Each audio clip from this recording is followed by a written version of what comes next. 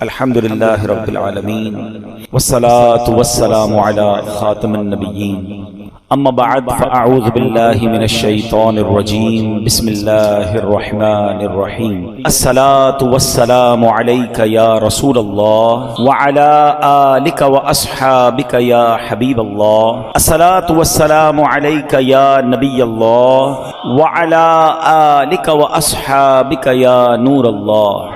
درود پاک پڑھنے کے بے شمار فضائل و برکات ہیں۔ فرمان آخری نبی صلی اللہ تعالی علیہ وسلم، جس نے مجھ پر ایک بار درود پاک پڑھا اللہ پاک اس پر 10 رحمتیں نازل فرماتا ہے۔ جس نے 10 بار درود پاک پڑھا اللہ کریم اس پر 100 رحمتیں نازل فرماتا ہے، اور جس نے 100 بار درود شریف پڑھا اللہ کریم اس کی دونوں آنکھوں کے درمیان لکھ دیتا ہے کہ یہ بندہ نفاق اور جہنم کی آگ سے آزاد ہے، اور اسے قیامت کے دن شہیدوں کے ساتھ رکھے گا۔ 100 بار درود پاک، اور انعام کتنا بڑا ہے۔ دنیا کا دستور ہے کام زیادہ تو مزدوری زیادہ، محنت زیادہ تو آمدنی زیادہ ہیں۔ یہاں کم کام کرو تو پیسے تھوڑے ملتے ہیں، مگر میرے رب کی شان دیکھیں، عمل تھوڑا کرتے ہیں اجر زیادہ عطا فرماتے ہیں۔ پھر بھی ہم درود پاک پڑھنے میں اگر سستی کریں تو یہ ہماری کوتاہی ہے۔ براہ کرم بڑی رات ہے، نیت کریں کہ انشاءاللہ روزانہ کثرت کے ساتھ درود پاک پڑھیں گے۔ آئیے مل کر محبت کے ساتھ بآواز بلند درود پاک پڑھ لیں۔ صلو علی الحبیب صلی اللہ تعالی علی محمد صلی اللہ علیہ وسلم۔ تفسیر عزیزی میں ہے، ایک بار ہمارے پیارے آقا مکی مدنی مصطفیٰ صلی اللہ تعالی علیہ وسلم نے پچھلی امتوں کی، ہم سے پہلے جو امتیں آئیں ان کی لمبی لمبی عمروں کے بارے میں جب غور فرمایا، اور اپنی امت کی عمر تھوڑی، نبی پاک کی امت کی عمر اتنی زیادہ نہیں ہے، جب اس عمر کی طرف توجہ فرمائی صلوات والسلام کا دل شفقت سے بھر آیا۔ آپ یہ سوچ کر غمگین ہو گئے کہ اگر میری امت ساری زندگی خوب خوب نیکیاں بھی کرے پھر بھی پچھلی امتوں کی نیکیوں تک نہیں پہنچ سکے گی، تو قلب مصطفیٰ علیہ الصلوۃ والسلام کو گویا دلاسا دینے کے لیے، راحت پہنچانے کے لیے اللہ رب العالمین نے آپ کی امت کو لیلۃ القدر کا تحفہ عطا فرمایا۔ قرآن کہتا ہے بسم اللہ الرحمن الرحیم انا انزلناہ فی لیلۃ القدر وما ادراک ما لیلۃ القدر لیلۃ القدر خیر من الف شہر تنزل الملائکۃ والروح فیہا باذن ربہم من کل امر سلام ہی حتی مطلع الفجر۔ ترجمہ کیا ہے؟ اور تجھے کیا معلوم کہ شب قدر کیا ہے؟ شب قدر 1000 مہینوں سے بہتر ہے۔ انا انزلناہ فی لیلۃ القدر، ہم نے قرآن کو لیلۃ القدر میں نازل کیا، اور تمہیں کیا معلوم لیلۃ القدر کیا ہے؟ شب قدر 1000 مہینوں سے بہتر ہے۔ اس میں فرشتے اور جبرائیل اترتے ہیں اپنے رب کے حکم سے ہر کام کے لیے، وہ سلامتی ہے صبح چمکنے تک۔ تو یاد رہے کہ یہ جو رات ملی ہے نا، یہ نبی پاک علیہ الصلوۃ والسلام کی خوشی کے لیے، پیارے آقا کو راضی کرنے کے لیے رب نے آپ کی امت کو یہ رات عطا فرمائی۔ ہاں، مولانا حسن ندیٰ خان صاحب کیا خوبصورت بات لکھتے ہیں، بہت پیارا شعر ہے۔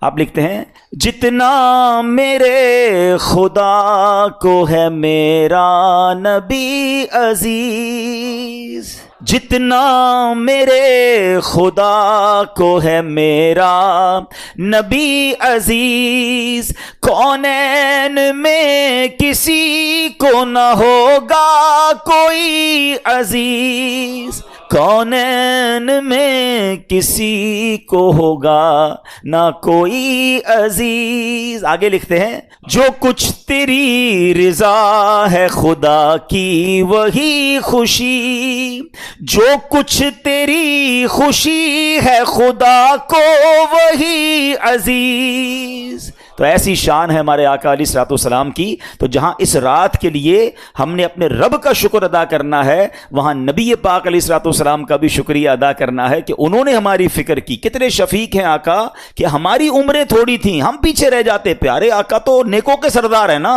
ان کو تو کوئی فرق نہیں پڑنا تھا۔ امت پیچھے نہ رہ جائے، محبوب پاک کے دل پر غم طاری ہوا، اور اللہ نے اس دل کو غم سے بچانے کے لیے ہمیں ہر سال یہ رات عطا فرما دی۔ اچھا، اب اس رات ہوتا کیا ہے؟ انشاءاللہ جیسے میں نے کہا کہ بہت بڑے بڑے اولیاء کرام، علماء کرام، امام اعظم ابو حنیفہ رضی اللہ تعالیٰ عنہ، ان کا قول یہ ہے کہ لیلۃ القدر 27ویں شب ہوتی ہے۔ مغفرت کی رات ہے، رحمت کی رات ہے، وہ رات ہے جو 1000 مہینوں سے بہتر ہے، سلامتی کی رات ہے۔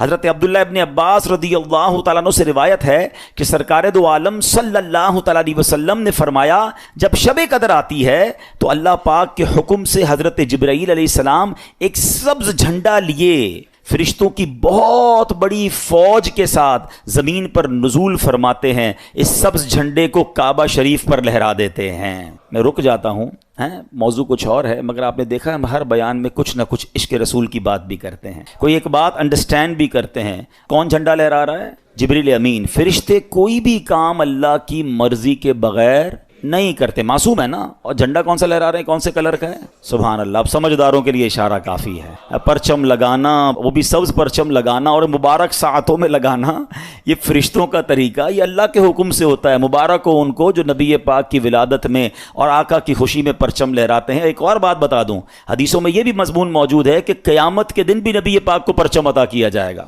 اور وہ پرچم اتنا بڑا ہوگا جو سینکڑوں میل تک، روایتوں میں لکھا کہ گھڑ سوار ہارس رائڈر گھوڑا دوڑاتا رہے، جتنا راستہ طے کرے گا اتنا بڑا وہ پرچم ہوگا۔ تو میں کبھی کبھی اس وقت میں سوچنے لگا کہ یہ پرچم کیا کام کرے گا، اتنا بڑا پرچم۔ تو جو حج پہ گئے نا انہیں پتا ہے کہ جب 25-30 لاکھ کا کراؤڈ ہوتا ہے نا تو اپنا خیمہ ڈھونڈنے کے لیے خیمے کے اوپر بلون لگائے جاتے ہیں، بڑے بڑے غبارے ہوتے ہیں یا پرچم ہوتے ہیں، نشانی ہوتی ہے، ہمیں دور سے پتہ چل جاتا ہے یار ہمارا خیمہ وہاں پر ہے۔ ایسا ہی نا، جب زیادہ کراؤڈ ہو تو لوکیشن پہچاننے کے لیے اپون دا اسکائی اونچائی پہ کوئی چیز لگائی جاتی ہے، ٹھیک ہے۔ اب قیامت میں کراؤڈ کتنا ہوگا؟ ابھی تو 25-30 لاکھ حج میں ہوتے تو لگ پتا جاتا ہے، قیامت میں 800 کروڑ لوگ تو اس وقت دنیا میں ہیں، 8 ارب، یہ بھی سارے ہوں گے، اور حضرت آدم سے لے کر قیامت تک جتنے ہوں گے وہ سب ہوں گے، اب اربوں خربوں لوگ ہوں گے۔ ہم پیارے آقا کو کیسے تلاش کریں گے کہ کہاں ہے نبی پاک؟ ہم گناہگار تو پتہ نہیں کہاں ہوں گے۔ پتہ ہے اس پورے سینیریو کو مولانا حسن رضا خان صاحب برادر اعلیٰ حضرت نے ایک شعر میں بڑا خوبصورت بیان کیا ہے۔ وہ شعر پتہ ہے کیا ہے؟ وہ کہتے ہیں مقام خسرو دیں دور کے غلاموں کو، یعنی نبی پاک کا جو مقام ہے، پیارے آقا کا کہاں قیام ہے، نبی پاک کہاں جلوہ فرما ہے، اگر کوئی دور بھی ہے تو اس کو کیسے پتہ چلے گا؟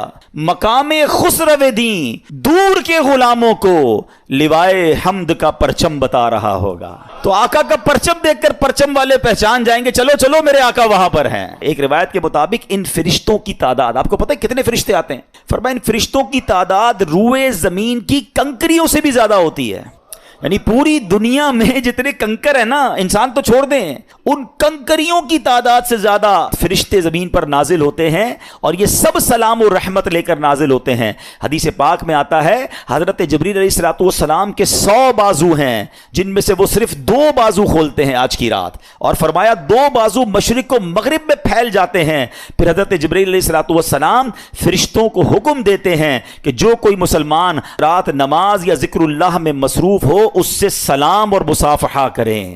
ہاں، فرشتے مصافحہ کریں گے مسلمانوں سے، جو نماز میں ہوگا، جو عبادت میں ہوگا، اور ان کی دعاؤں پر آمین کہو۔ فرشتوں کو آرڈر کیا ہے کہ لیلۃ القدر جتنے مسلمان عبادت کر رہے ہیں ان سے سلام مصافحہ کرنا ہے، ان کی دعاؤں پر آمین کہنا ہے، اور فرشتے یہ عمل جاری رکھتے ہیں، اور یہ عمل صبح تک جاری رہتا ہے۔ سلام ہی حتی مطلع الفجر، یہ صبح صادق تک جاری رہتا ہے۔ لیلۃ القدر رات سونا نہیں ہے، کچھ اور نہیں، بس دعائیں مانگی جائیں، اللہ سے عرض کرنا ہے، جھولی پھیلانی ہے، مغفرت طلب کرنی ہے، پھر نہیں پتا کہ زندگی میں یہ موقع آئے گا کہ نہیں آئے گا۔ مانگ لو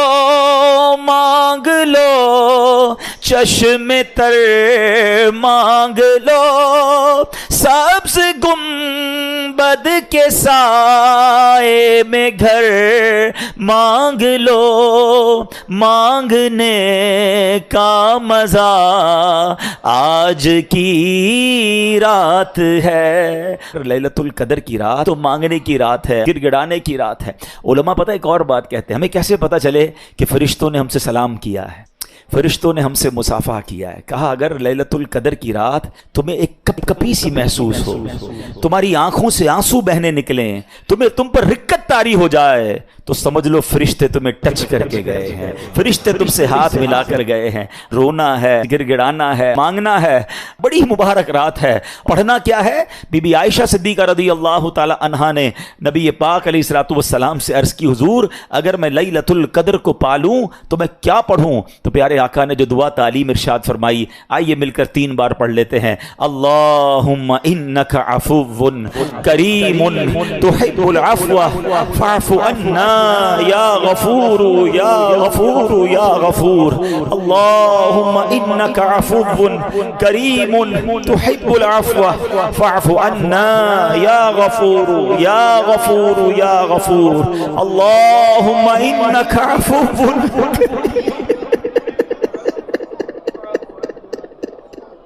فاعف عنا یا غفور یا غفور۔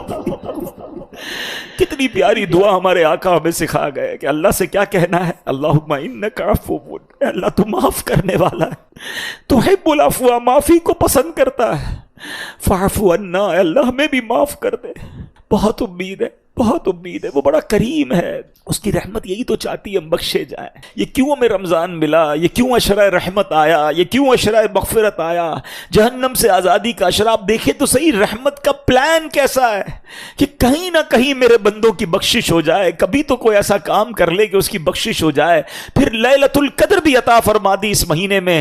روایتوں میں آتا ہے رمضان کی ہر افطار کے وقت 10 لاکھ 1 ملین گناہ گار جہنم سے آزاد کیے جاتے ہیں۔ اور پھر رمضان میں جمعہ آتا ہے تو فرمایا ہر گھڑی 10 لاکھ گناہ گار آزاد کیے جاتے ہیں۔ لیلۃ القدر تو 1000 مہینوں سے بہتر ہے۔ ایک اور رات جس کو ہم مس کر جاتے ہیں، مجھے آج اس پر بھی بات کرنی ہے، اور وہ رات ہے، وہ ہے لیلۃ الجائزہ۔ یہ کون سی رات ہے؟ یہ آنی ہے چاند رات۔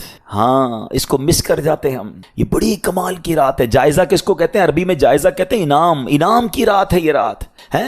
اللہ کریم فرشتوں سے فرماتا ہے، فرشتوں بتاؤ اس مزدور کے بارے میں کیا کہتے ہو جس نے مزدوری پوری کی؟ فرشتے کہتے ہیں یا اللہ مزدور کو مزدوری تو پوری ملنی چاہیے۔ اللہ فرماتا ہے میرے فرشتوں گواہ ہو جاؤ، میں نے ان سب کی مغفرت فرما دی۔ یعنی لیلۃ الجائزہ میں حدیثوں میں مضمون ملتا ہے کہ پورے مہینے میں جتنے بخشے جاتے ہیں نا، اس پورے مہینے کی کاؤنٹنگ کے مطابق صرف اس ایک رات میں بخشش ہوتی ہے۔ مگر بدقسمتی سے ہوتا یہ ہے کہ چاند دکھتے ہی لوگ مسجدوں سے غائب ہو جاتے ہیں، پتہ نہیں کیا ہو جاتا ہے۔ اس بار ایسا نہیں کرنا، خدا کے واسطے ایسا مت کرنا، یہ انعام کی رات ضائع مت کرنا۔ مغرب کے بعد چاند دکھ جائے تو عشاء پڑھنے بھی لوگ نہیں آتے۔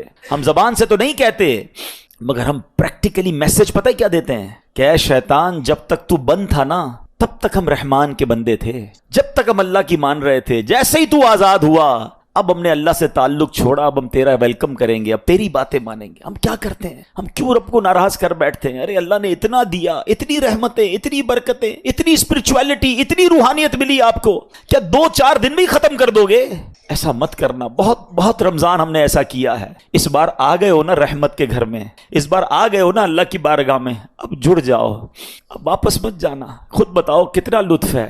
اس طرح کا لطف کہیں اور دنیا میں ملتا ہے کہ کریم پتہ ہے کدھر بیٹھے ہیں اس وقت؟ میں اور آپ کریم کے گھر میں بیٹھے، رحمان کے گھر میں بیٹھے، اور انشاءاللہ وہ کریم ہمیں اسی طرح اپنی بارگاہ میں جنت میں بیٹھنا بھی نصیب فرمائے گا۔ یہ ہم ہیں جو اسے چھوڑ کر چلے جاتے ہیں، اس کی رحمت تو بلاتی ہے، ہم ہیں جو بھاگ جاتے ہیں، ہم ہیں جو دور ہو جاتے ہیں۔ ارے ایسا سکون کہاں ہے دنیا میں؟ مجھے بتاؤ نا۔ میں جانتا ہوں آپ میں سے بہت سارے وہ لوگ ہیں جو 5 اسٹار ہوٹلز میں، 7 اسٹار ہوٹلز میں، بزنس کلاس میں، پتہ نہیں کیا کیا ٹریول آپ نے کیا ہوگا۔ اپنے دل سے پوچھ کر بتاؤ اس وقت جو آپ کے دل پر سکون طاری ہے دنیا میں کہیں اور؟ ہاں، مکے مدینے میں آتا ہے، نماز میں آتا ہے، عبادت میں آتا ہے، اللہ کے گھر میں یہ سکون آتا ہے۔ پھر ہم کیوں چلے جاتے ہیں؟ پلیز اس مبارک رات اللہ سے کچھ وعدے کر کے جانا ہے۔ اس مبارک رات ہمیں رب سے پکی دوستی کر کے جانا ہے۔ وہ پتہ ہے کتنی رحمت والا ہے اور اس کی رحمت کتنی بڑی ہے۔ آئیے میں آپ کو ایک واقعہ سناتا ہوں۔ آپ کو پتہ ہوگا کہ حضرت حمزہ نبی پاک علیہ الصلوۃ والسلام کے چچا ہیں سید الشہداء، اور یہ اتنے عزیز چچا ہیں۔ اگر حضرت حمزہ رضی اللہ تعالیٰ عنہ سے نبی پاک کا جو لیول آف لو اور رسپیکٹ اور کنیکشن تھا نا وہ کچھ اور تھا۔ اب ہم عمر بھی تھے، نبی پاک کی عمر اور آپ کی عمر میں اتنا فرق بھی نہیں تھا۔ اچھا، آپ کو شہید کیا گیا اور وہ شہید بھی بڑی بے دردی سے کی، اور آپ کا کلیجہ چبایا گیا، اور کا طویل داستان ہے۔ مگر آپ کو ٹارگٹ کر کے جو شہید کرنے والا تھا نا وہ کون تھا پتہ ہے؟ اس کا نام تھا وحشی۔ ٹھیک ہے، اب نبی پاک علیہ الصلوۃ والسلام کا دل دیکھیں، پیارے آقا کی براڈ مینٹالٹی دیکھیں، اور اللہ کی رحمت دیکھیں۔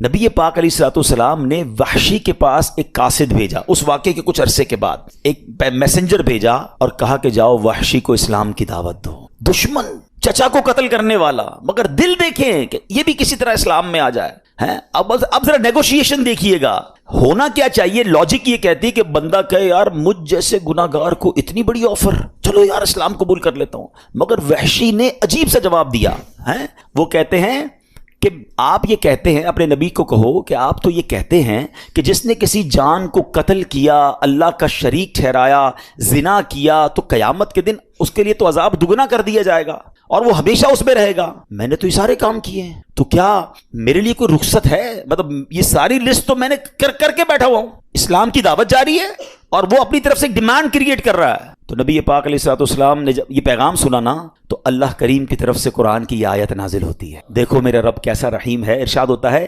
الا من تاب وآمن وعمل صالحا۔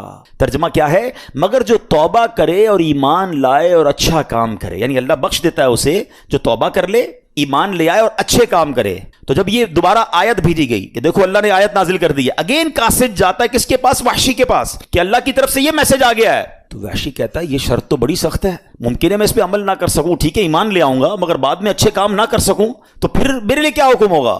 اس کے علاوہ کوئی رخصت ہے؟ کوئی اور میرے لیے فلیکسیبلٹی ہے؟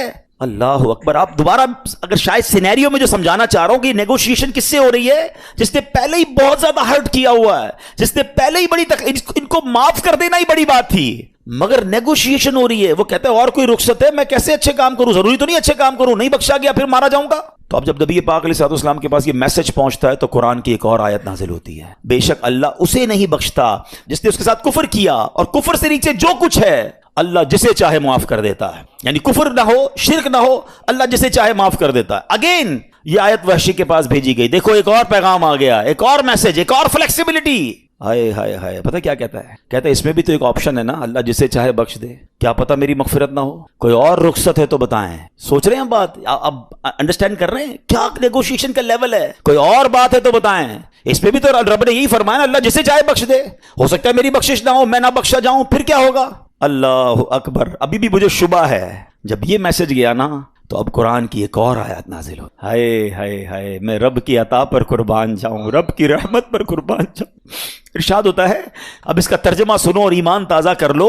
فرمایا تم فرماؤ اے میرے وہ بندوں جنہوں نے اپنی جانوں پر زیادتی کی، اللہ کی رحمت سے نا امید نہ ہو، بے شک اللہ سب گناہ بخش دیتا ہے، بے شک وہی بخشنے والا مہربان ہے۔ وحشی کہتے ہاں اب مجھے اطمینان ہو گیا، اب مجھے ریلیکس ہو گیا۔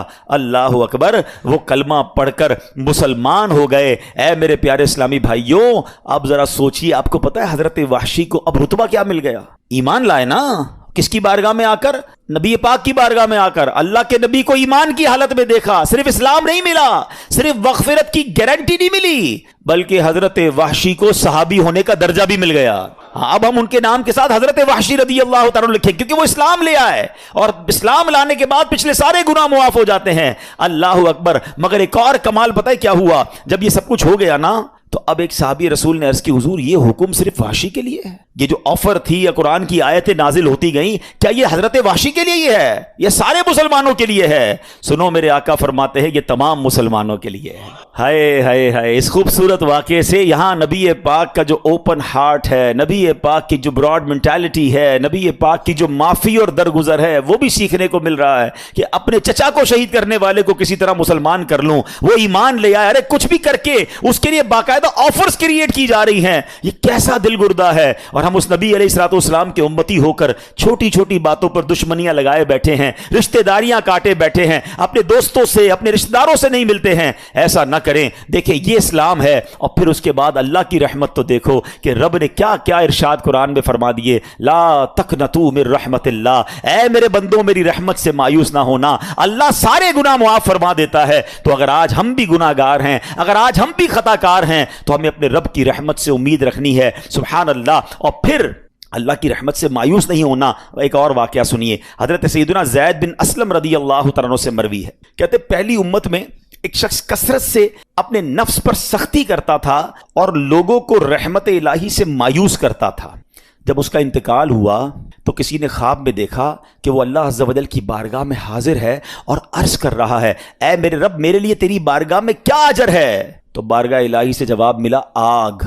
کس کو کہا جا رہا ہے؟ جو بہت عبادت کرتا تھا لیکن لوگوں کو ڈراتا تھا، اللہ کی رحمت سے مایوس کرتا تھا، فرمایا تیرے لیے آگ ہے۔ کہ یا اللہ، میری عبادت، میری ریاضت وہ کہاں گئی؟ تو فرمایا تو دنیا میں لوگوں کو میری رحمت سے مایوس کرتا تھا، آج میں تجھے اپنی رحمت سے مایوس کر دوں گا۔ لا تقنطوا من رحمت اللہ، اللہ کی رحمت سے مایوس نہیں ہونا ہے۔ اے میرے پیارے اسلامی بھائیو، ابن ماجہ کی حدیث ہے، حضرت ابو ہریرہ رضی اللہ تعالیٰ حدیث کے راوی ہیں، سرکار دو عالم علیہ الصلوۃ والسلام کا فرمان مغفرت نشان ہے، اگر تم اتنی خطائیں کرو کہ وہ آسمان تک پہنچ جائیں پھر توبہ کرو تو اللہ عز و جل ضرور تمہاری توبہ قبول فرمائے گا۔ ہائے ہائے، کیسا مالک ہے ہمارا۔ سنیے ایک اور جگہ اللہ کے حبیب علیہ الصلوۃ والسلام فرماتے ہیں، بے شک اللہ عز و جل رات کے وقت اپنا دست قدرت پھیلا دیتا ہے تاکہ دن میں گناہ کرنے والوں کی توبہ قبول فرمائے، اور دن میں اپنا دست قدرت پھیلا دیتا ہے تاکہ رات کے وقت گناہ کرنے والوں کی توبہ قبول فرمائے، یہاں تک کہ سورج مغرب سے طلوع ہو۔ یاد رکھیے توبہ کا دروازہ کھلا رہتا ہے، یہ ایک وقت آئے گا قیامت سے پہلے، جب تک وہ وقت نہیں آئے گا نا، توبہ کا دروازہ کھلا ہے۔ اور وہ وقت پتہ ہے کیا ہے کہ جو سورج ہے یہ مشرق سے طلوع ہوتا ہے نا، اور ویسٹ میں، ایسٹ سے نکلتا ہے اور ویسٹ میں غروب ہوتا ہے۔ قیامت سے پہلے ایک دن ایسا آئے گا کہ سورج مغرب سے نکلے گا، اور یہ وہ دن ہوگا جس کے بعد کسی کی توبہ قبول نہیں کی جائے گی۔ تو ہمیں نہیں پتا وہ دن کب آ جائے، اچھا وہ دن بے شک صدیوں بعد آئے، ہماری سانسیں کب ختم ہو جائیں ہمیں نہیں پتا۔ تو ہمیں توبہ فوری کرنی چاہیے، توبہ میں تاخیر نہیں کرنی چاہیے، اور اس کی رحمت چاہتی ہے کہ ہم توبہ کر لیں تو وہ ہمارے سارے گناہوں کو معاف فرما دے۔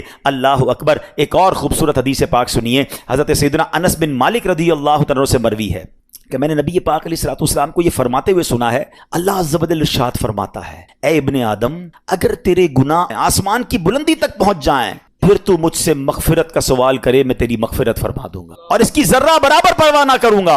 اے ابن آدم، اگر تو زمین کے برابر خطائیں لے کر میری بارگاہ میں حاضر ہو تو میں اس کے مطابق تیری بخشش فرما دوں گا، بشرطے کہ تو میرے ساتھ کسی کو اپنا شریک نہ ٹھہرائے۔ کنڈیشن ایک ہے، شرک نہیں کرنا، اس کے علاوہ جتنے گناہ ہوں سچی توبہ کر لے، وہ کریم معاف فرما دیتا ہے۔ اور وہ کیسا معاف کرنے والا ہے۔ اے میرے پیارے اسلامی بھائیوں، ایک بار نبی پاک علیہ الصلوۃ والسلام کے ساتھ صحابہ اکرام بھی بیٹھے تھے، عورت سے بچہ بچھڑ گیا تھا، تو ایک عورت بھاگ رہی تھی اور اس نے ایک قیدی بچے کو اٹھا کر اپنے سینے سے لگایا۔ جب دیکھا کہ بچہ مل گیا، بٹ جس طرح ماں سے بچہ بچھڑ جائے اور وہ دوڑتے ہوئے آ کے بچے کو کیسے پکڑتی ہے، تو صحابہ کرام بھی بیٹھے ہیں، نبی پاک علیہ الصلوۃ والسلام موجود ہیں۔ اس عورت کو بہت ٹائم بعد اپنا بچہ ملا، اس نے چمٹایا، اسے دودھ پلانے لگی، سینے سے لگا کر رونے لگی۔ تو پیارے آقا علیہ الصلوۃ والسلام نے فرمایا، اس عورت کو دیکھ کر بتاؤ کیا یہ اپنے بچے کو جہنم میں ڈال دے گی؟ تو عرض کی کہ حضور اللہ کی قسم کبھی نہیں ڈالے گی، یہ تو اس کو خراش بھی نہیں آنے دے گی، میں خلاصہ عرض کر رہا ہوں۔ تو پیارے آقا علیہ الصلوۃ والسلام نے فرمایا، اللہ عز و جل اپنے بندوں پر اس سے کہیں زیادہ رحم و کرم فرماتا ہے جتنی یہ عورت اس بچے پر مہربان ہے۔ آئے ہائے، ایک روایت میں آتا ہے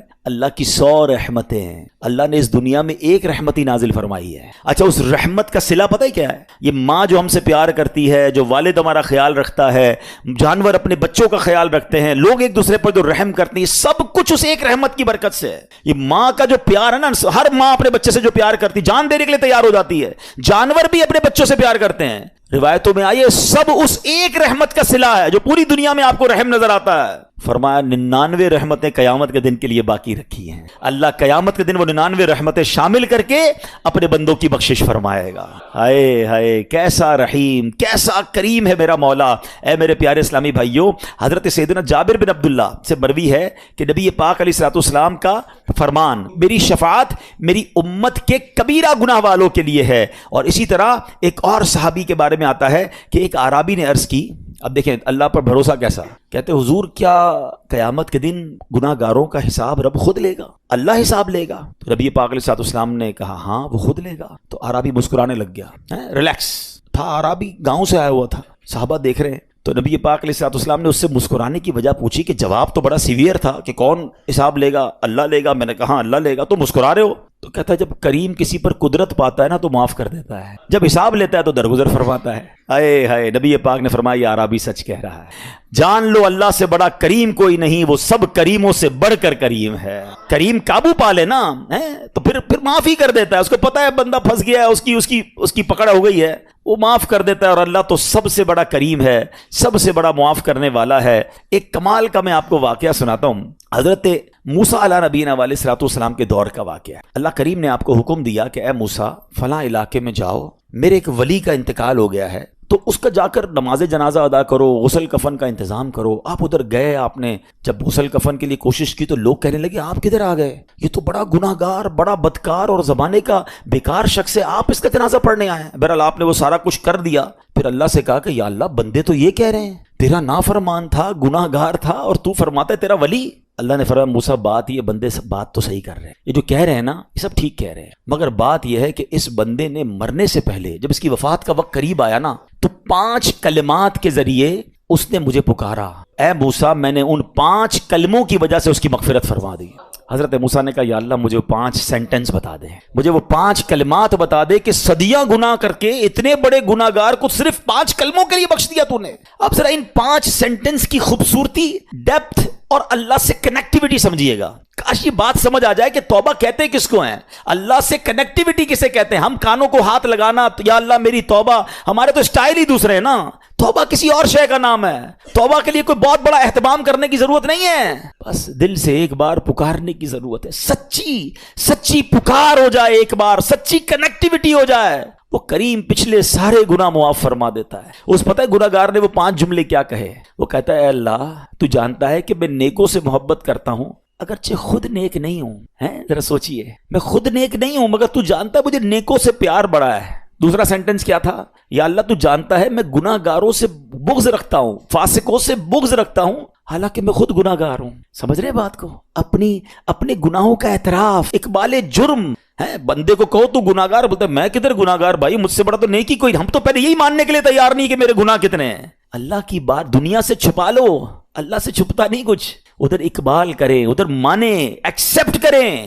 ہاں دنیا کی عدالت میں اگر ہم کہیں جا کے اپنا جرم ایکسپٹ کر لیں سزا سنائی جاتی ہے۔ سبحان اللہ، میرے رب کی رحمت کے انداز ہی نرالے ہیں، اس کی عدالت کے دستور نرالے ہیں۔ کوئی سچے دل سے جا کے مان لینا یا اللہ میں سب سے بڑا گناہ گار، اس کی رحمت اس کی بخشش فرما دیتی ہے۔ اس نے کہا کیا کہا، یا اللہ ہوں بڑا گناہ گار، میں گناہ گاروں سے نفرت رکھتا ہوں مگر مولا خود بھی گناہ گار ہوں۔ تیسرا جملہ کیا تھا، یا رب اگر مجھے معلوم ہو جائے نا کہ میرے جنت میں داخل ہونے سے تیری ملکیت میں کوئی کمی آ جائے گی تو پھر میں تیری جنت کا کبھی تجھ سے سوال نہیں کروں گا، کیونکہ مجھے پتا ہے تیری جنت بہت بڑی ہے، مجھے داخل کر کے تیرا کچھ بھی نہیں جانا، تیرا کچھ نہیں جانا، میرا بیڑا پار ہو جانا ہے تو پھر میں تجھ سے کیوں نہ مانگوں، مجھے بخشنے میں تیرا کیا جائے گا، تو کریم، تیری جنت بہت بڑی، تیری رحمت بہت بڑی، تو یا اللہ مجھے اگر یہ معلوم ہو جائے کہ مجھے جنت میں داخل کرنے سے تیری ملکیت تھوڑی ہو جائے گی پھر میں جنت نہیں مانگوں گا۔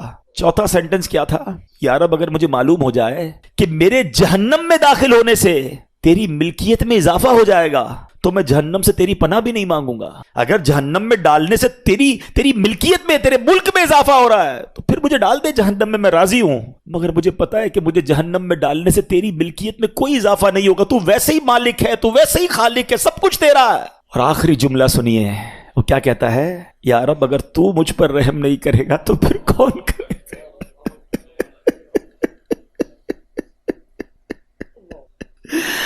اگر اللہ رحم نہیں کرے گا تو کون کرے گا۔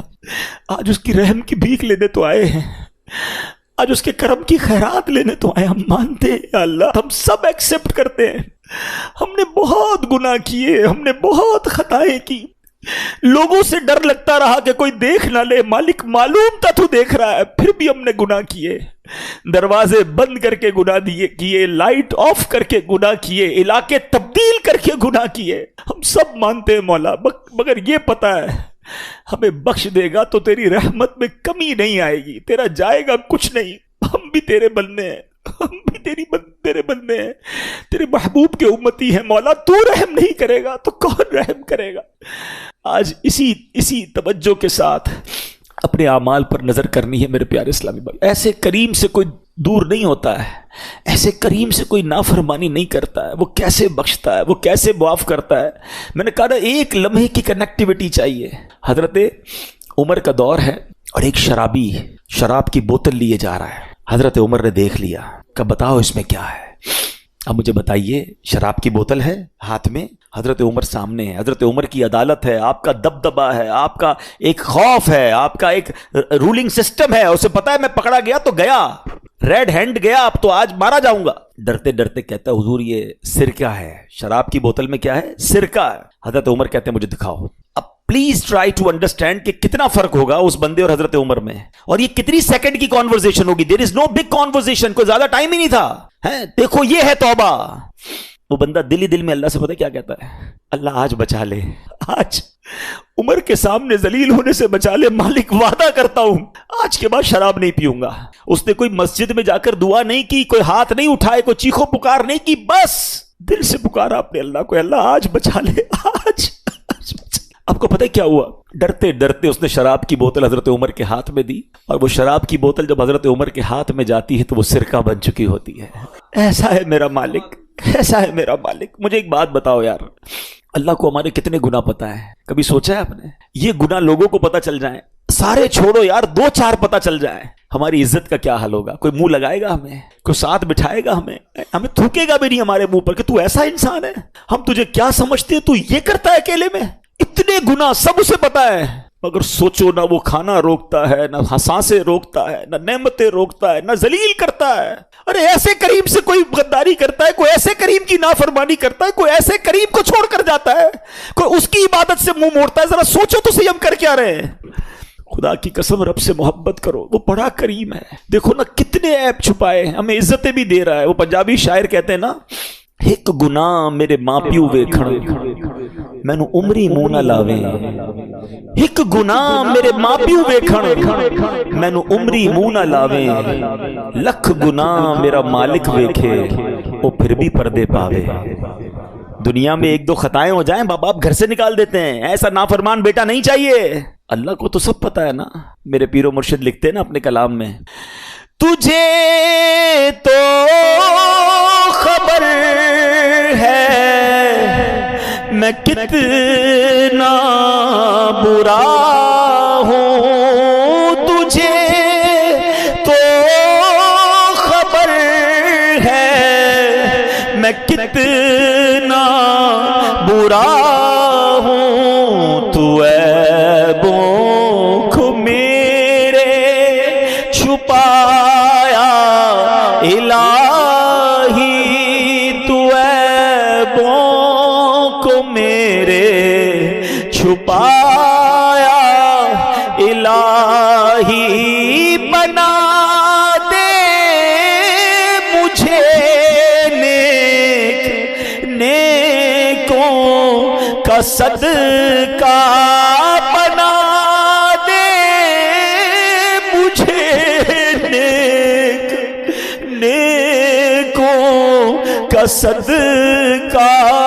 گناہوں سے مجھ کو بچایا الہی، گناہوں سے مجھ کو بچایا الہی. مل کر پھر شب قدر کی دعا، اللہم انک عفو کریم تحب العفو فاعف عنا یا غفور یا غفور. اللہم انک عفو کریم تحب العفو فاعف عنا یا غفور یا غفور یا غفور. اللہم انک عفو کریم تحب العفو فاعف عنا یا غفور یا غفور یا غفور. پتہ ہے وہ کیسا کریم ہے؟ آئے میں آپ کو بخاری شریف کی حدیث سناتا ہوں.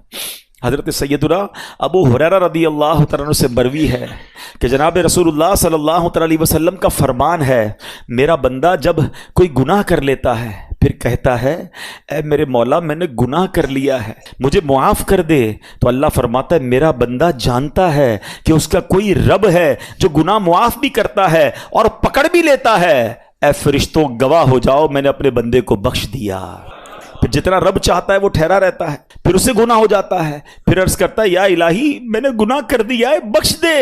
اللہ فرماتا ہے میرا بندہ یہ جانتا ہے اس کا کوئی رب ہے جو معاف بھی کرتا ہے اور گناہ پر پکڑ بھی لیتا ہے. فرشتوں گواہ ہو جاؤ میں نے اپنے بندے کی بخشش فرما دی ہے. اللہ فرماتا ہے حدیث کے الفاظ ہیں، بندہ جتنی دیر رب چاہتا ہے وہ ٹھہرتا ہے، پھر گناہ ہو جاتا ہے، پھر کہتا ہے یا اللہ گناہ ہو گیا ہے، اے اللہ معاف کر دے۔ اللہ فرماتا ہے میرا یہ بندہ جانتا ہے اس کا کوئی رب ہے جو گناہ معاف بھی کرتا ہے، پکڑ بھی لیتا ہے۔ اے فرشتوں گواہ ہو جاؤ، میں نے اپنے بندے کی بخشش کر دی ہے، اب جو چاہے کرے۔ معافی مانگنے والا اس کو اتنا پسند ہے۔ پلیز اے میرے پیارے اسلامی بھائیوں، آج بدل کے جانا ہے۔ ہم نے پہلے بھی کئی رمضان گزارے ہیں، کئی بار توبہ بھی کی ہے، یہ آنسو پہلے بھی بہے ہیں، مگر کیا وجہ ہے کہ جب رمضان جاتا ہے ہم پھر گناہوں میں پڑ جاتے ہیں، حرام دیکھتے ہیں، حرام سنتے ہیں، حرام بولتے ہیں، کئی حرام کماتے ہیں۔ خدا کے واسطے یہ نہ کریں، ہمیں نہیں پتا ہم کتنا جئیں گے۔ نوجوان نظر آ رہے ہیں، کیا جوان نہیں مرتے؟ کیا صرف بوڑھا ہی مرتا ہے؟ ہمیں نہیں پتا، بعض اوقات دادا موجود ہوتا ہے، پوتا قبر میں چلا جاتا ہے۔ پچھلے رمضان میں کئی لوگ ہمارے ساتھ تھے، اس بار نہیں ہے، کیا پتا اگلے رمضان میں ہم نہ ہوں، ہم قبر میں ہوں۔ اللہ نے پتہ ہے کیا کیا ہے ہمارے ساتھ، آپ کو اندازہ ہی نہیں ہے۔ میرے رب نے ہم پر اتنی بڑی مہربانی کی ہے کہ ہمیں ایک بار پھر مغفرت کا موقع دے دیا ہے، پھر رمضان دے دیا، پھر لیلۃ القدر دے دی، پھر اپنے گھر میں بلا لیا۔ یار اس سے بڑا کیا احسان ہوگا؟ اب بھی بدل کر نہ جاؤں، اب بھی اسے راضی کر کے نہ جاؤں، اب بھی اس سے دوستی کر کے نہ جاؤں، تو یہ میری کتنی بڑی کوتاہی ہوگی۔ تو اے میرے پیارے اسلامی بھائیوں، خدا را اپنی زندگی کا ٹرننگ پوائنٹ بنا دیں۔ کب تک گناہ کرتے رہیں گے؟ کب تک اللہ کو ناراض کرتے رہیں گے؟ کب تک نمازیں قضا کریں گے؟ کب تک حرام کمائیں گے؟ یار ہمیں نہیں پتا، ہم چلے جائیں گے، یقین کرو چلے جائیں گے، ہم یہاں نہیں رہیں گے، زیادہ عرصہ نہیں رہیں گے، سب نے جانا ہے، مگر جدھر جانا ہے نا اس کو روشن کر لو۔ مجھے بتاؤ ان اچھے بیڈ رومز اور نرم گدوں کا کیا فائدہ کہ دنیا میں تو شاندار لگژری گھر بنا لیے، قبر میں آگ اور بچھو انتظار کر رہے ہو۔ بدل دو اپنی زندگی کو، اللہ کو راضی کر لو۔ اس بار ایسا پلان کر لیں کہ کچھ بھی ہو جائے، اب آ گئے نا کریم کے گھر پر، اب اسے ناراض نہیں کریں گے انشاءاللہ۔ اب ہماری کوئی نماز قضا نہیں ہوگی، ہم حرام روزی کے قریب بھی نہیں جائیں گے، ہم رمضان کے بعد بھی مسجد سے اپنا تعلق مضبوط رکھیں گے۔ اچھا یہ نیت پہلے بھی ہوئی ہے، میں اب اپنے بیان کو اینڈ کرتے ہوئے ریزن آپ کو ڈسکس کرنا چاہتا ہوں۔ اس کے پیچھے ریزن ہے ہم کیوں رمضان کے بعد پھر گناہوں میں پڑ جاتے ہیں۔ میں نے بہت غور کیا کہ یار توبہ کرتے وقت سچی نیت ہوتی ہے، لوگ بڑی ایموشن ہوتے ہیں، آنکھوں میں آنسو ہوتے ہیں، نیتیں کرتے ہیں، پھر کیوں چینج نہیں ہوتے؟ تو اس کی ایک بڑی وجہ پتہ ہے کیا ہے؟ بڑی وجہ یہ ہے کہ ہم رمضان کے بعد جا کر بیٹھتے انہی دوستوں میں ہیں، اسی گیدرنگ میں جاتے ہیں جو بے نمازیوں کی ہے، جو حرام کام کرنے والوں کی ہے، بلکہ وہ ایسے دوست ہیں کہ اگر ہم نماز پڑھیں تو مذاق اڑاتے ہیں، کہتے ہیں بھائی پڑھ لی نا رمضان میں جتنی پڑھنی تھی، اب کیا کرنا ہے؟ ارے ٹوپی لگانا شروع کر دے کوئی تو دوست مذاق اڑانا شروع کر دی، کیا ٹوپی پہننا شروع کر دی ہے؟ بس جمعہ پڑھ لیتے ہو ٹھیک ہے۔ اب دوستوں کا پریشر جو ہے نا ہمیں نماز کی طرف نہیں آنے دیتا۔ ماشاءاللہ کئی لوگ رمضان میں داڑھی شریف کی نیت کرتے ہیں، تھوڑی تھوڑی شیپ بھی بڑھ جاتی ہے، دوست مذاق اڑاتے ہیں بھائی کیا مولوی بننا ہے، وہ شیو کر دیتے ہیں، دوست اس کو سنیما میں لے جاتے ہیں، دوست اس کو غلط کاموں میں لے جاتے ہیں، اور وہ بیچارہ جس نے رمضان میں توبہ بھی کی تھی، نیت بھی کی تھی، انہی گیدرنگ میں جا کر وہ پھر برباد ہو جاتا ہے۔ کیا اس بار بھی یہی ارادہ ہے آپ کا؟ اپنے پہلے دل سے پوچھ لو کہ مجھے نیک بننا ہے کہ نہیں بننا۔ نہیں بننا تو پھر تمہاری مرضی، اور اگر نمازی رہنا ہے، اللہ کا اچھا بندہ رہنا ہے، قبر روشن کرنی ہے، آخرت بہتر کرنی ہے، تو you have to forward some steps، کچھ تو آپ کو آگے بڑھ کے کرنا پڑے گا نا۔ اس میں سب سے پہلا کام یہی ہوگا کہ آپ برے دوستوں کو چھوڑ دیں، آپ اچھے دوست اپنے۔ آپ بے نمازیوں کے ساتھ نمازی نہیں بن سکیں گے، آپ جواریوں کے ساتھ بیٹھ کر، شرابیوں کے ساتھ بیٹھ کر اللہ کا پسندیدہ بندہ نہیں بن سکیں گے۔ ہمارے کچھ بچے یہ نوجوان بیٹھے ہیں نا، یہ کہتے ہیں ہم بڑے پکے ہیں بھائی، ہمارے دوست شراب پیتے ہیں، ہم نہیں پیتے، ہم تو صرف بیٹھتے ہیں، وہ جوا کھیلتے ہیں، ہم تو صرف بیٹھتے ہیں، ہمیں پتہ ہے وہ غلط کام کر رہے ہیں، ہم بیٹھتے ہیں۔ حضرت آج آپ بیٹھ رہے ہیں، تھوڑے دنوں بعد آپ یہ کام کریں گے۔ یہ دنیا کا دستور ہے کہ اچھوں کی صحبت تجھے اچھا بنا دے گی اور برے کی صحبت تجھے برا بنا دے گی۔ یہ بچوں کو سمجھ نہیں آتا، نوجوانوں کو سمجھ نہیں آتا۔ چلے میں آپ کو ایک لاجیکلی ایگزامپل سے سمجھا دیتا ہوں۔ دنیا میں کسی بھی ہیروئن چی، کسی بھی شرابی، کسی بھی جواری، کسی بھی گیمبلر، کسی بھی جناب قاتل، کسی بھی چور سے اگر ملاقات ہو جائے، اس سے ایک سوال پوچھ لیجئے گا، یہ عادت کدھر سے ملی ہے؟ کیا جواب دیں گے سب؟ بتائیے نا، میں نہیں کہہ رہا، آپ خود کہہ رہے ہیں، کہاں سے ملی ہے؟ دوستوں سے۔ کوئی ایک نہیں کہے گا کہ جناب برتھ ڈے کے دن امی نے گفٹ میں جو مجھے ہے نا چرس کا سگریٹ دیا تھا کہ بیٹا آج برتھ ڈے گفٹ ہے، یا ابو نے پستل لا کے دی تھی بیٹا یہ جاؤ چوری شروع کر دو۔ یہ ساری عادتیں برے لوگوں کو دوستوں سے ہی ملی ہیں۔ ہم کیوں یہ سمجھتے ہیں مجھے نہیں ملیں گی؟ یہ امپیکٹ ہے، صحبت اثر رکھتی ہے۔ اب آپ کہیں گے جناب اس دور میں اچھے دوست کہاں ملیں گے؟ ہاں، دس از دا گڈ کوشچن۔ الحمدللہ آج کے دور میں دعوت اسلامی کا ماحول ہے جہاں ہمیں اچھے دوست ملتے ہیں، ہم نماز نہ پڑھیں تو بلانے آ جاتے ہیں۔ آپ مدنی قافلوں میں سفر کریں، آپ دعوت اسلامی کے اجتماعات میں آئیں، آپ فیضان مدینہ جانا شروع کریں تاکہ ہماری کنیکٹیوٹی رہے، ہم آتے رہیں، ہم مسجد سے جڑے رہیں۔ اور ایک آخری بات کر لیتا ہوں، ایک فارمولا دے دیتا ہوں، اگر آپ پنکچول رہنا چاہتے ہیں نا نماز میں، عید کے بعد بھی. تو میں آپ کو ایک فارمولا آج دے دیتا ہوں. دیکھیں ایک بات یاد رکھیں, شیطان چھوٹے گا چاند رات کو. جب وہ چھوٹے گا نا, اس کا ایک ہی ٹارگٹ ہوگا. اتنا غصے میں ہوتا ہے کہ وہ چاہتا ہے کہ ان 3 دنوں میں ان کے ساری روحانیت بیڑا غرق کر دوں, میں تیا پاچا کر دوں, ان کی اسپرچولیٹی ساری برباد کر دوں. سنیما میں, ڈراموں میں, تفریح گاہوں میں, پتہ نہیں وہ ہلا گلا 3 دن لوگ مچاتے ہیں کہ پتہ نہیں شیطان چھوٹا ہے یا یہ چھوٹے ہیں. سوچئے تو صحیح, ہم اللہ کے بندے ہیں بھائی, تو ہم کیوں بھاگ جاتے ہیں مسجد سے؟ مطلب رمضان یعنی ایک چاند دیکھ کر مسجد آباد, اگلا چاند دیکھ کر مسجد ویران. یہ کون سا مذاق ہے؟ یہ رمضان نے تو پریکٹس کروائی نا میری اور آپ کی. یعنی یہ بہانہ ختم کر دیا ہمارا رمضان نے کہ میں 5 وقت نماز نہیں پڑھ سکتا. رمضان نے یہ سکھایا کہ ہم بھی چاہیں تو 5 وقت نماز پڑھ سکتے ہیں, تو رمضان کے بعد بھی پڑھ سکتے ہیں. تو آپ نے کرنا یہ ہے کہ یہ جو 3 دن ہے نا, اس میں آپ نے اپنے اوپر سختی یہ رکھنی ہے کہ میں نے 5 کی 5 نمازیں عید کے 3 دن باجماعت پڑھنی ہے. پڑھیں گے انشاءاللہ. اس سے پتہ کیا ہوگا, یہ طوفان نکل جائے گا. ہاں, آپ نے 3 دن اپنے آپ کو لوز کیا نا, آپ پھر نہیں آ سکو گے. شیطان 3 دن میں ڈسکنٹینیو کرتا ہے. آپ نے شیطان کو جواب یہ دینا ہے کہ کچھ بھی ہو جائے, بے شک میرے گھر پہ مہمان ہیں, ان کو بھی کہوں گا چلو بھائی نماز پڑھ کے آتے ہیں. وہ کہے نا یار عید رمضان تو چلا گیا, تو پھر رمضان کے بعد بھی نماز فرض ہے, چلے دوبارہ چلتے ہیں. آپ نے اگر یہ 3 دن میری بات مان لی. امیر اہل سنت کا اعلان کرتے ہیں, کچھ لوگوں کو سمجھ نہیں آتا, وہ نباز ہیں, وہ حکیم الامت ہیں, ان کو پتا ہے کیسے لوگوں کو ٹریٹ کرنا ہے. وہ کہتے ہیں 3 دن مدنی قافلے میں چلے جاؤ. لوگ کہتے ہیں یار عید کے 3 دن مدنی قافلہ سفر کراتے ہیں, بھائی عید تو گھر والوں کے ساتھ گزارنی ہے. ان کو پتا ہے کہ 3 دن طوفان آئے گا, سیلاب آئے گا, اس سیلاب سے ہٹ کے جو اللہ کے گھر میں چلا گیا, سیلاب گزر جائے گا, واپس زندگی میں جائے گا, نارمل لائف ہو جائے گی, نمازیں باقی رہیں گی. تو واقعی ایسا ہے, اگر 3 دن اپنے آپ کو اپنے گناہوں سے بچا لیا, نمازوں کی پابندی کی, آپ انشاءاللہ دعا دیں گے, آپ کی نماز جاری رہے گی, آپ کا انشاءاللہ گناہوں سے بچنا جاری رہے گا. ان 3 دنوں میں گناہوں کے سیلاب میں بہنا نہیں ہے. اللہ پاک ہم سب کو اس عید پر بھی, لیلۃ الجائزہ میں بھی اپنی خوشی والے کام کرنے کی توفیق عطا فرمائے. ہم مسلمان ہیں, ہماری عید بہت پاکیزہ ہونی چاہیے. یاد رکھیے اسلام میں سیلیبریشن کا کوئی منع نہیں ہے, خوشی کا کوئی منع نہیں ہے. اچھے کپڑے پہنیں, اچھے کھانے کھائیں, بچوں کو عیدی دیں, فیملی کے ساتھ ٹائم گزاریں, دوستوں کے ساتھ دعوت کھائیں, ایوری تھنگ از اوکے. ہر چیز میں ایک بات یاد رکھ لیں, ایک آخری بات کہہ دوں.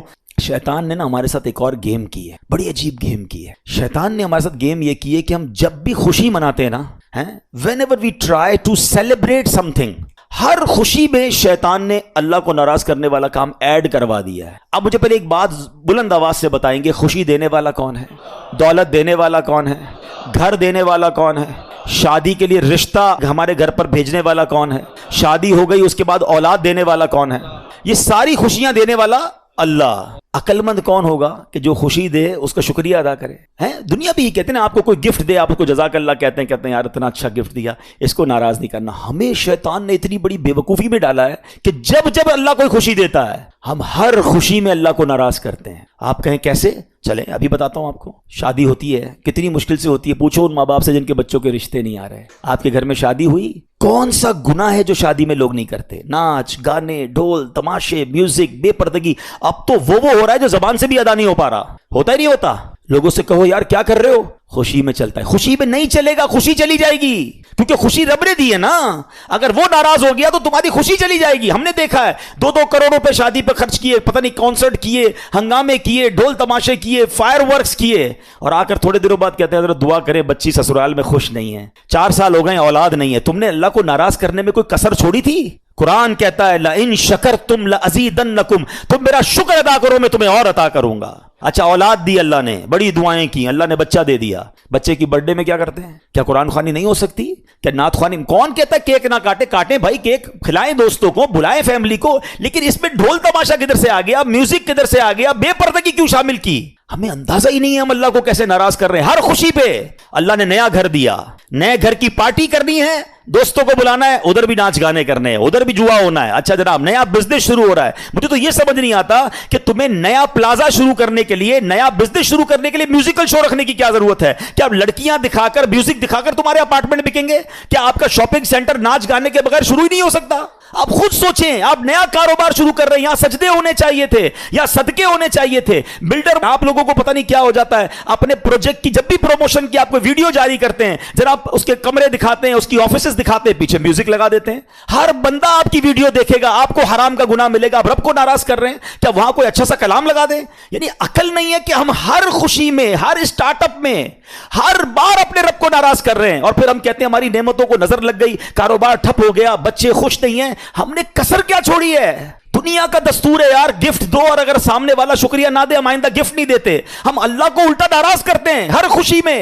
پلیز, عید بھی خوشی ہے, اللہ نے دی ہے, کرے نا خوشیاں.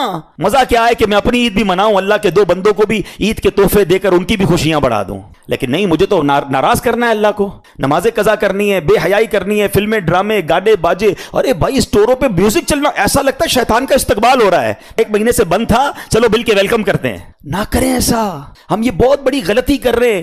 لاجک بھی یہ کہتی ہے, عقل بھی یہ کہتی ہے کہ جب اللہ عطائیں بڑھائے, ہم سجدے بڑھائیں, ہم شکر بڑھائیں, ہم صدقے بڑھائیں. ہو کیا رہا ہے؟ وہ عطائیں بڑھاتا ہے, ہم خطائیں بڑھاتے ہیں. تھوڑے پیسے تھے, تھوڑے گناہ تھے. زیادہ پیسے ہوئے, ارے یار میں تو انتظار کر رہا تھا پیسے آ جائیں, اب اپنے سارے ارمان پورے کروں گا, اب ساری عیاشیاں کروں گا. وہ رب نے تمہیں اس لیے دیے تھے. سوچیں, عقل یہ کہتی ہے ادھر سے عطائیں بڑھتی رہیں, ادھر سے سجدے شکرانے بڑھتے رہیں. بہت کچھ کہہ گیا میں, عقل مندوں کے لیے اشارہ کافی. ایک جملہ اگر میرے ساتھ دہرا لو, میرے دل میں بہت دکھی ہوں اس معاملے میں. ایک جملہ آج آپ اگر لے جائیں, نوجوان بھی لے جائیں, یہ بچے اسٹینڈ لو نا کہ میری شادی میں اللہ کو ناراض نہیں کروں گا. اپنے ماں باپ کو کہو کہ میں شادی کے بعد لائف آپ نے گزارنی ہے, چند دوستوں کو خوش کرنے کے لیے کر لو گے ہلا گلا, نہ فنکشن اور نہ ناراضگی, اللہ والے کام. بعد میں زندگی تو تم اپنی وائف کے ساتھ گزارو گے, اولاد نہ ہوئی اور خوشیاں نہ ملی تو کیا کرو گے؟ تو میں آج ایک جملہ دینا چاہتا ہوں, آج کے بعد میں ہمیشہ ایسے خوشی مناؤں گا کہ میں بھی خوش, میرے گھر والے بھی خوش, اور خوشیاں دینے والا میرا مالک بھی خوش. کریں گے ایسا؟ عقل بھی یہ کہتی ہے یار. اور آئندہ ایک اور انشاءاللہ کا بلند نعرہ دل سے کہ آج کے بعد ایسی کوئی خوشی نہیں مناؤں گا جس میں خوشی دینے والے رب کو ناراض کروں. صلو علی الحبیب.